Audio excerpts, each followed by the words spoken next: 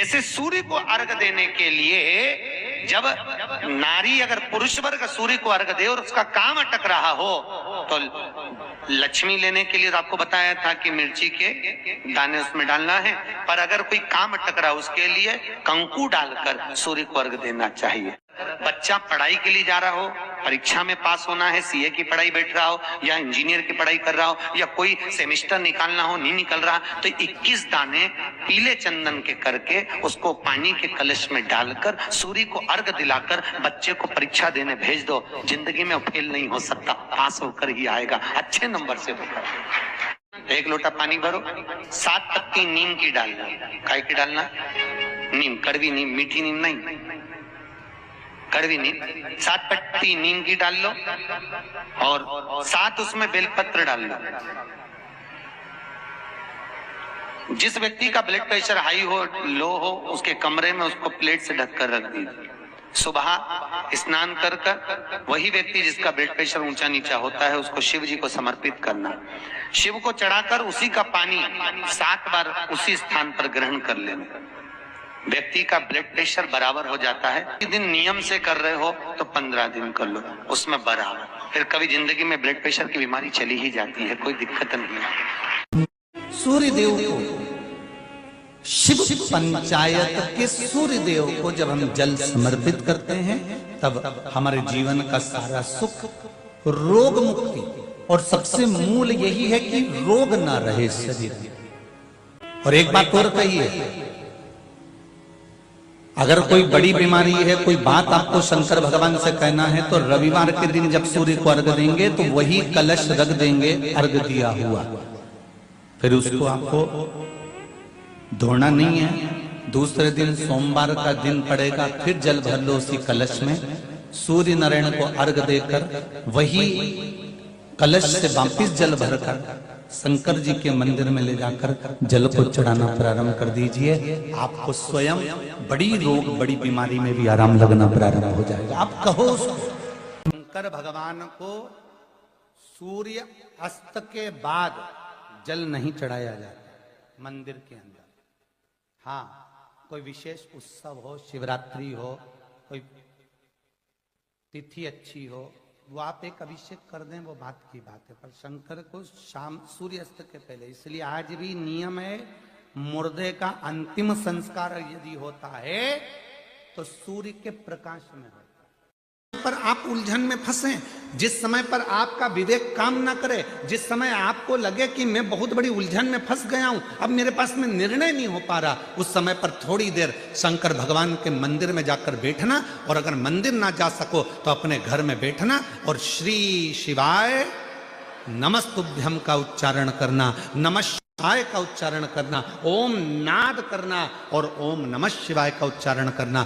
थोड़ी देर गहरी सांस लेकर ओम नमः शिवाय का उच्चारण करना। जब प्रारंभ करेंगे, नेत्र बंद रहेंगे, भुकुटी तनी रहेगी, उस समय पर शिव स्वयं तुम्हारी बुद्धि में आकर विराजमान हो जाएगा। स्वयं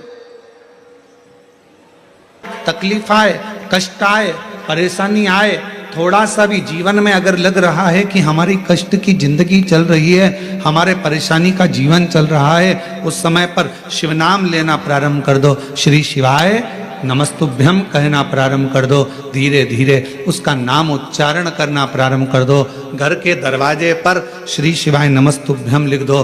गाड़ी पर, बंगले पर, दुकान पर, जायदाद पर उसका नाम लिख दो कि अब हमारे बस का नहीं है, लोग हमको तकलीफ दे रहे हैं, कष्ट दे रहे हैं, अब दुनिया हमारे से नफरत कर रही है, पर मेरे बाबा तू मुझे निभा लेना। पूरी जमीन, जायदाद, मकान, गाड़ी, खुद सब कर श्री शिवाय नमस्तुभ्यम लिख दो, उसके सुप्रत कर दो। एक बहन ने एक पत्र लिखा था कल कि रुद्राक्ष क्यों पहना जाता है, तुलसी की माला क्यों पहनी जाती है, रुद्राक्ष पहनने का कारण क्या है, तुलसी की माला पहनने का कारण क्या है, क्यों रुद्राक्ष पहना जाए, क्यों तुलसी की माला पहनी जाए, उसका कारण क्या है। हम आपसे पूछते हैं, सब बोलना। एक कटोरी में शक्कर ले लो, ठीक है, उसमें तुलसी का थोड़ा सा दल डाल दो,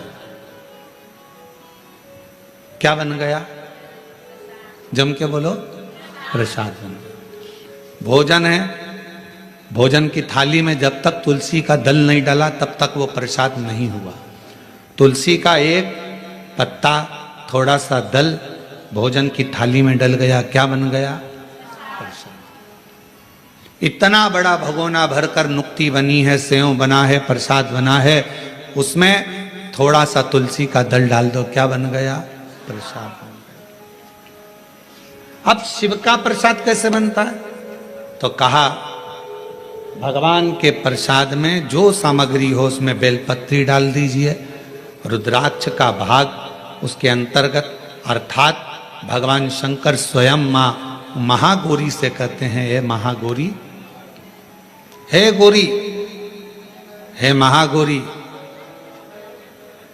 जैसे तुलसी भोजन में डालने पर प्रसाद बन जाती है, उसी तरह संसार का मनुष्य जब किसी रुद्राक्ष को अपने गले में धारण करता है तो वो मेरे लिए प्रसाद बन जाता है, मेरा अपना बन जाता है।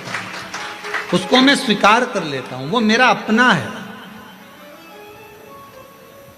अब प्रसाद को आप लोग नाली में फेंकते हो क्या? प्रसाद को आप गटर में फेंकते हो क्या? प्रसाद को आप कहीं गलत जगह डालते हो क्या? नहीं, क्योंकि वो प्रसाद बन गया। गले में अगर रुद्राक्ष की माला आ गई, एक रुद्राक्ष तुम्हारे गले में लाल धागे में पड़ा हुआ है, तुलसी की माला तुम्हारे गले में पड़ी हुई है, आप भगवान का प्रसाद हो। अगर चलते फिरते मौत का किसका ठिकाना, मृत्यु का किसको भरोसा, कब प्राण छूट जाए। अगर हमारे गले में रुद्राक्ष पड़ा है, तुलसी की माला पड़ी है और हमारे प्राण छूट भी गए तो हम वो प्रसाद हैं कि हमें नरक में नहीं पटका जाएगा, गलत जगह पर नहीं पटका जाएगा, हमको श्रेष्ठ जगह पर रखा जाएगा। प्रसाद को नाली में नहीं डालते, प्रसाद को गटर में नहीं डालते, रुद्राक्ष